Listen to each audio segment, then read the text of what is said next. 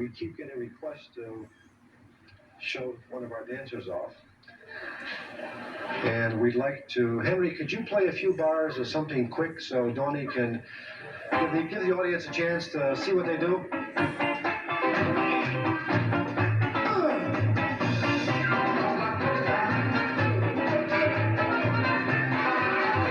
They're flashing me good night, and if I don't say good night, they're going to cut me off. We'll see you December 1st, 1979. Merry Christmas, Happy New Year. Thank you for tuning in. Good night. Frank Lefty Rosenthal did not realize it that night of his last show, but his time in Las Vegas had run out permanently.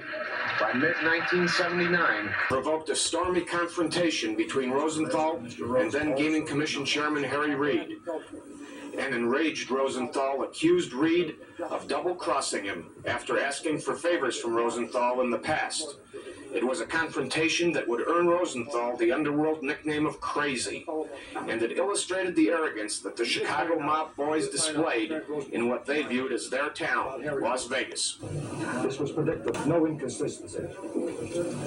When the chairman had told us that he would give us 10 days, whatever time we needed, until George Swartz spoke up in the Kangaroo Court. And today he pounded his gavel in accordance with his commissioners. I call him a hypocrite and the fellow members of this commission to deny me a fair hearing. I'd like to answer that while we're here. Mr. Rosenthal is being very typical to this point. He's lying. The only time I've ever been in the Stardust Hotel was with Brian Greenspan long prior to my getting on the commission. And in fact, I rode in the same car with Mr. Brian Greenspan. And had lunch with me in the Stardust Hotel and Brian Greenspan. Is that a lie too? Well, Brian Greenspan and I ate in the Stardust Hotel. With Frank Rosenthal at the table. You were wandering around. Thank you. Sure. All right. But that's the only time I've ever met with Mr. Rosenthal, and his statement relative to this being a year ago is certainly untrue.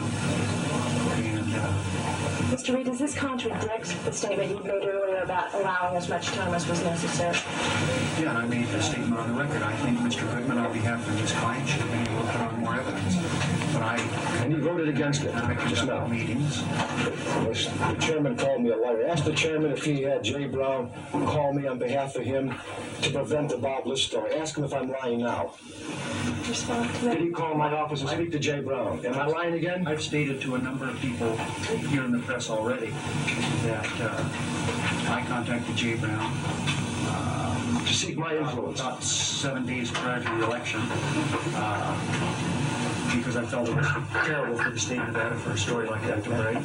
I had been given the assurance that both Mr. List and Mr. Rose also did not want the story to run, and I felt that it was best served the state of Nevada, and I think time will prove that to be the case.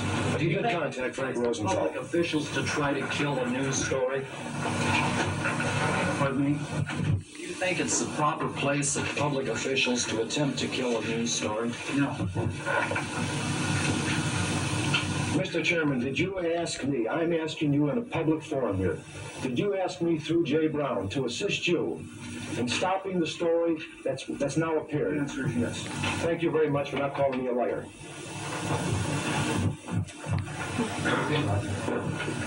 More bullshit. You know Callahan gang. I don't see where you come up with that. You don't see it? No. That statement was put together